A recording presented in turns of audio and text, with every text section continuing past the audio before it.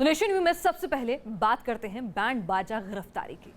चोर की पार्टी में पहले पुलिस वाले मेहमान बनते हैं, जमकर ठुमके भी लगाए जाते हैं। जाहिर है बवाल मचना था और जैसे ही तस्वीर सामने आई सवाल उठे और विरोध शुरू हो गया। कटघरे में खड़े पुलिस वाले कह रहे हैं कि वो तो चोर को पकड़ने गए थे भाई, और उसे पकड़ भी लिया, लेकिन मेहमान बने पुलिस वालों ने फिर ठुमके क्यों लगाए, अपना काम क्यों नहीं करा। इसीलिए ये सवाल और भी बड़ा हो गया। जांच के आदेश दे दिए गए। महफिल सजी है, नाच गाने का शोर है, लेकिन जब आप ये जानेंगे कि थिरकने वाले पुलिस वाले हैं और पार्टी एक मोस्ट वांटेड की है तो भरोसा करना जरा मुश्किल हो जाएगा। लेकिन इन तस्वीरों का सच यही बताया जा रहा है। मुंबई से सटे ठाणे के आंबीवाली इलाके में स्टेज पर डांस का जलवा बिखेरने वाले ये एंटी चैन स्नैचिंग स्क्वाड के बहादुर सिपाही हैं। रिसेप्शन पार्टी है इलाके के सबसे कुख्यात चैन स्नैचर तौफीक शाह की, और पुलिस वाले अपनी ड्यूटी कुछ यूं बजाते हुए नजर आ रहे हैं। तौफीक मोका जैसे सख्त कानून के तहत 2 बार गिरफ्तार हो चुका है और चैन स्नैचिंग की 2 घटनाओं में वांटेड है। लेकिन पुलिस वालों को मानो इससे कोई फर्क नहीं पड़ता, वो तो मशगूल हैं नाच गाने में। और जब ये तस्वीरें सामने आई तो बवाल बड़ा हो गया। महकमे का कहना है कि आरोपी पर नजर रखने के लिए इन पुलिस वालों को भेजा गया था और मेहमानों की भीड़ कम होते ही उसे गिरफ्तार भी कर लिया गया। ग्रूम जो है ये हमारा एक वांटेड आरोपी था एमसीओसी केस का। तो इन्वेस्टिगेशन में हम लोग उसको ढूंढ रहे थे, हमको पता चला था उसकी शादी है वहाँ पे। पुलिस जो है एक सिविल क्लोज में वहाँ पे मौजूद थी, तैनात थी। और उसकी शादी के बाद उसको जैसे ही लोग कम हो गए उसके बाद में उसको अरेस्ट किया गया। वैसे कहा तो ये जा रहा है कि तौफीक की गिरफ्तारी शादी के 2 दिन बाद बवाल के बुलबुले को शांत करने के लिए की गई। और सवाल ये भी उठ रहे हैं कि अगर इरादा आरोपी को गिरफ्तार करने का था तो फिर थिरकने की जरूरत क्या थी। इस शादी में शरीक हुए पुलिस वालों का कहना है कि इस शादी में शामिल होकर मेहमानों पर निगरानी रखने के आदेश उन्हें ऊपर से दिए गए थे, लेकिन उन पर किसी को शक न हो इसके लिए वो मेहमानों में पूरी तरीके से घुल मिल गए और उन्होंने स्टेज पर नाचना भी शुरू कर दिया। बताया जा रहा है कि शादी में तकरीबन 1000 मेहमान पहुंचे थे। इनमें से कई तौफीक के संगी साथी थे, जिन पर दिल्ली, भोपाल, कर्नाटक, औरंगाबाद और मुंबई में कई मामले दर्ज हैं। लेकिन पुलिस ने एक जगह पर मौजूद इतने चैन स्नैचर्स पर कार्रवाई क्यों नहीं की, ये बड़ा सवाल है। अब बैंड बाजा और गिरफ्तारी की इस कहानी में कुछ तो पेंच जरूर है। नाच गाना गिरफ्तारी के लिए हुआ या फिर गिरफ्तारी नाच गाने के सच पर पर्दादारी है, पुलिस को इसका जवाब देना होगा। एक चेन स्नैचर की शादी में नाचना ठाणे पुलिस के लिए फजीहत का सबब बन गया है और अब इसी फजीहत से बचने के लिए जांच के आदेश भी दे दिए गए हैं। वीडियो जर्नलिस्ट सुरेंद्र के साथ विकास श्रीवास्तव, न्यूज़ नेशन, ठाणे। और अब बात उस खबर की जो इंसानियत को शर्मसार करती है। जम्मू कश्मीर में बर्फीले बवंडर में एक सैनिक का दर्द सामने आया है। कश्मीर घाटी के रहने वाले एक सैनिक का वीडियो सामने आया है जिसमें वो अपनी मां के जनाजे को कंधे पर लेकर गांव की तरफ निकला है। दरअसल बर्फबारी के बाद हालात इतने खराब हो चुके हैं कि तमाम रास्ते बंद हैं। ऐसे में एक सैनिक को अपनी मां की लाश को कंधे पर लादकर घुटनों तक जमी बर्फ में चलना पड़ा। आरोप है कि प्रशासन ने कोई मदद नहीं की, जबकि आश्वासन दिया गया था कि शव को एयरलिफ्ट कराया जाएगा। चौकी बल में फंसे हुए थे, हमने एक डेड बॉडी को लेकर टंगडार जाना था। बर्फ का दरिया है, दर्द का समंदर है, लेकिन पैदल ही जाना है, इसलिए वो चलता रहा, बस चलता रहा। अपनी माँ की अर्थी लिए 1 नहीं 2 नहीं पूरे 4 दिन तक। जम्मू कश्मीर के कुपवाड़ा से आई ये तस्वीरें कलेजा चीर देती हैं, आंखें भर आती हैं इस बेटे का दर्द जानकर।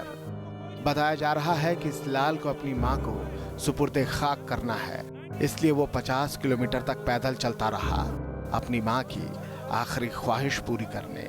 चारों ओर बर्फ ही बर्फ है, चोटी से लेकर तलहटी तक सब कुछ बर्फीले चादर में सिमटा हुआ है। कदम कदम पर बर्फ में धंसने का डर बना हुआ है। बर्फीला तूफान हर पल इम्तिहान ले रहा है। ये कुदरत के आगे एक सैनिक बेटे की मजबूरी है। वो अपनी हिम्मत के दम पर मां की अर्थी को लेकर बर्फ के तूफान को चीरता हुआ आगे बढ़ रहा है। कभी 2 पल ठहर जाता है, कभी साथी सरकार से गुहार लगाने लगते हैं। ये देखो इस टाइम डेड बॉडी यहाँ पे रुकी है। कितने फुट बर्फ में पाँव पार करते हुए हम लोग आते हैं, पूरा पाँव डूब रहा बीच में। सड़क का कोई नाम निशान नहीं है।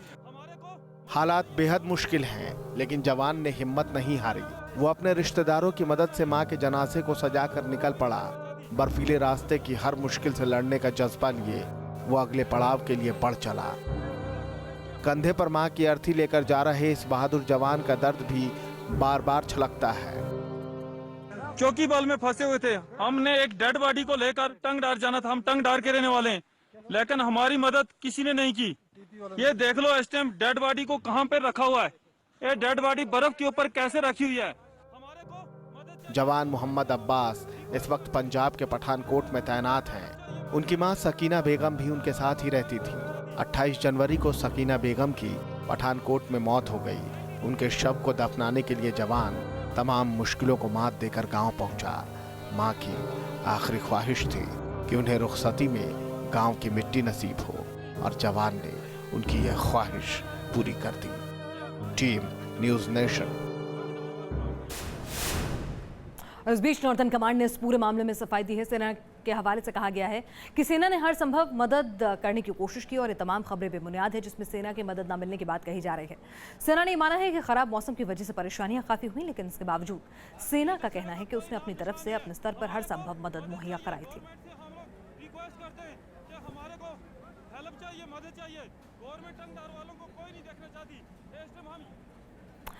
तो तस्वीरें कुछ अलहदा कहानी बयां कर रही हैं। सेना की सफाई कुछ और हकीकत बता रही है। बहरहाल कहीं ना कहीं इन तस्वीरों ने सिस्टम पर सवाल तो ज़रूर उठा दिए हैं और शर्मसार किया है इंसानियत को एक बार फिर। आगे बढ़ते हैं अगली खबर की ओर। कानपुर में निर्माणाधीन बिल्डिंग के हादसे के बाद से शव मिलने का सिलसिला लगातार जारी है। शुक्रवार को भी मलबे में दबे 3 शव निकाले गए। वहीं हादसे के बाद लोगों का गुस्सा अब रह रहकर फूट रहा है। यह हंगामा यूं ही नहीं बरपा है। गुस्साए लोग प्रशासन से हिसाब मांग रहे हैं, अपनों को तलाशने की मांग कर रहे हैं जो कानपुर बिल्डिंग हादसे के बाद से गुम है। हादसे के पीड़ितों का इल्जाम है कि मलबे में दबे उनके कई साथियों को प्रशासन की मदद से गायब कर दिया गया है। 4 आदमी थे, 4 आदमी में हम 3 लोग मौजूद हैं। हमारा एक जेट नहीं मिल रहा, हमारा आदमी मिल गया, हमारा भतीजा मिल गया, हम साबित थे। पहले कानपुर अथॉरिटी चौराहे पर जाम लगाया गया, फिर कानपुर लखनऊ रोड पर गाड़ियों की आमद रफ्त रोक दी गई। आरोपी मेहताब आलम के घर के सामने भी नारेबाजी की गई। ये जो जहाज में निर्माणाधीन इमारत गिरी थी अभी कुछ दिन पहले, उसी में जो डेड बॉडीज थी उनकी शिनाख्त को लेकर के इन्होंने जाम लगाया है। यहाँ पे कह रहे थे कि वहाँ पे डेड बॉडीज की पहचान नहीं हो पा रही थी, इसलिए थोड़ा सा इनमें टेंशन थी। इस बीच मलबे से 3 और शव निकाले गए, लेकिन जिसके गुनाहों से इनकी मौत हुई वो पुलिस की गिरफ्त में अब तक नहीं आया।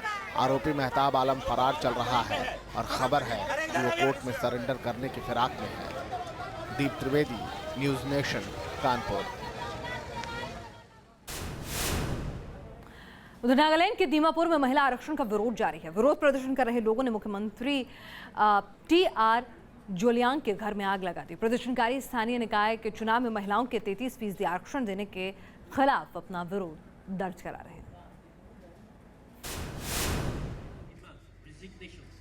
नागालैंड की राजधानी कोहिमा में शहरी स्थानीय निकाय चुनाव में महिलाओं को आरक्षण दिए जाने के मुद्दे ने हिंसक रूप अख्तियार कर लिया है। प्रदर्शनकारियों ने आरक्षण का विरोध करते हुए न सिर्फ सीएम आवास का घेराव किया, बल्कि कई इमारतों को आग के हवाले भी कर दिया।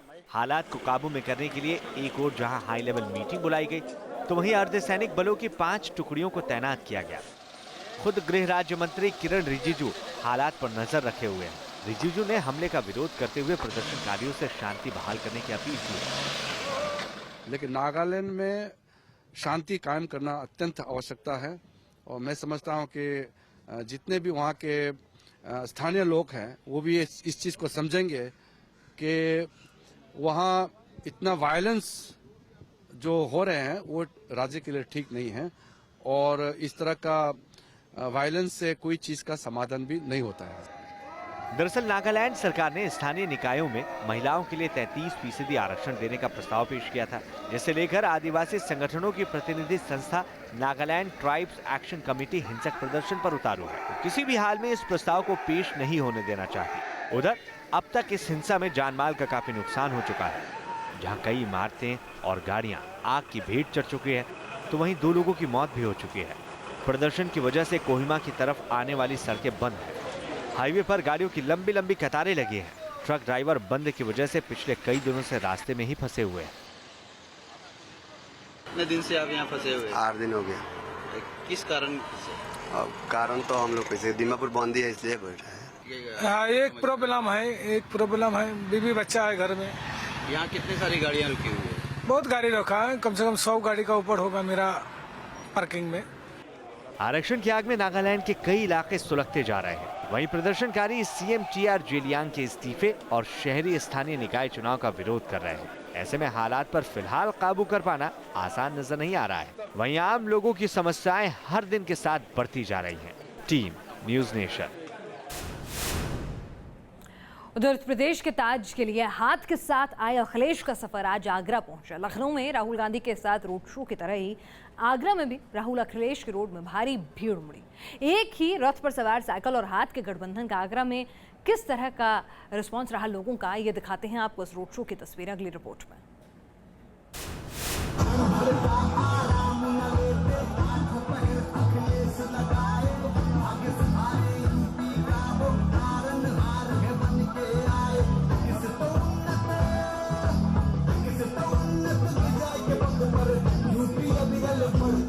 मोहब्बत की मिसाल ताज नगरी आगरा में फिर दिखी हाथ और साइकिल के साथ की ये तस्वीर। यही वो तस्वीर है जिसने एसपी और कांग्रेस के समर्थकों के बीच सूबे में बड़े जादू की उम्मीद बांध दी है। चुनावी फतेह की तलाश में बने गठबंधन की कामयाबी का अभी पता नहीं, लेकिन आगरा में अखिलेश के इस रोड शो से पहले रूट को लेकर भी दोनों दलों में मतभेद दिखे। कांग्रेस चाहती थी कि उनके उम्मीदवार नाजर अहमद के इलाके में रोड शो हो, जबकि समाजवादी पार्टी के लोग अपने उम्मीदवार अतुल गर्ग के इलाके से रोड शो को गुजारना चाहते थे। रोड शो के रूट की रणनीति इस प्रकार से बनाई गई कि युवा, महिला, हिंदू, मुस्लिम सभी इलाकों में से अखिलेश राहुल का ये रथ गुजर सके। तय रूट के मुताबिक दयालबाग इंजीनियरिंग कॉलेज से शुरू हुआ ये रोड शो भगवान टॉकीज होते हुए दीवानी चौराहा के रास्ते सुर सदन तक गया और फिर वजीरपुर से हरि पर्वत क्रॉसिंग और चिपीटोला होते हुए बिजलीगढ़ चौराहे तक आकर खत्म हो गया। लेकिन दोनों का ये रोड शो करीब 6 घंटे में 12 किलोमीटर तक चला। जब भी बीजेपी के लोग अपनी बात कहते हैं तो जहर निकालते हैं, इसलिए सांप्रदायिक ताकतों के खिलाफ विकास के रास्ते पर हम और राहुल जी साथ साथ आए हैं। ये साथ उत्तर प्रदेश में दोनों की कांग्रेस और समाजवादियों की सरकार लाएगा और देश की राजनीति का भी दिशा इसी गठबंधन के साथ बदलेगी। इस रोड शो में उमड़ी भीड़ से जरूर इन नेताओं की हौसला अफजाई हुई होगी, लेकिन इसका नतीजा 11 मार्च को ही सामने आएगा। Vineet Dubey, news nation, Agra. और आइए अब आपको दिखाते हैं आंध्र प्रदेश के अनंतपुर से आई एक शर्मनाक तस्वीर, जिसमें एक सरपंच अपने साथियों के साथ एक महिला की बुरी तरह पिटाई कर रहा है। जी हां, सरपंच, जिसके ऊपर पूरे गांव की जिम्मेदारी होती है। हालांकि महिला की शिकायत पर आरोपी सरपंच को गिरफ्तार कर लिया गया है, लेकिन उसकी हरकत ने जरूर सवाल उठा दिए हैं और एक बार फिर शर्म से सर झुका दिया है। कोई बाल पकड़कर खींच रहा है, कोई लात चला रहा है, कोई जमीन पर घसीट रहा है। किसी को इस बात का ख्याल नहीं कि एक महिला है, अपने गुस्से की आग को ठंडा करने के लिए बस उसकी पिटाई की जा रही है। मारपीट करने वालों में एक गांव का सरपंच है, लेकिन अपने साथियों को रोकने की जगह वो खुद ही मर्यादा की सीमाएं लांघता दिख रहा है। जरा देखिए कैसे इस महिला को जमीन पर गिरा दिया गया। ये दूसरी महिला बीच बचाव के लिए आई तो इन्हें भी धक्का दे दिया गया। वहाँ कुछ लोग भी मौजूद हैं, लेकिन सरपंच और उसके साथियों के आगे कोई कुछ कह नहीं रहा और सरपंच और उसके साथी महिला की बुरी तरह पिटाई कर रहे हैं। बताया जा रहा है कि इस महिला का सरपंच के साथ किसी बात पर विवाद हो गया तो उसने आप देखा न था और लगा महिला की पिटाई करने। सरपंच की शर्मसार कर देने वाली हरकत को किसी ने मोबाइल कैमरे से कैद कर लिया और फिर तस्वीरें वायरल हो गई। हालांकि बाद में महिला ने अपने साथ हुई बदसलूकी की जानकारी पुलिस को दी, जिसके बाद पुलिस ने आरोपी सरपंच और उसके साथियों को गिरफ्तार कर लिया। Team news nation.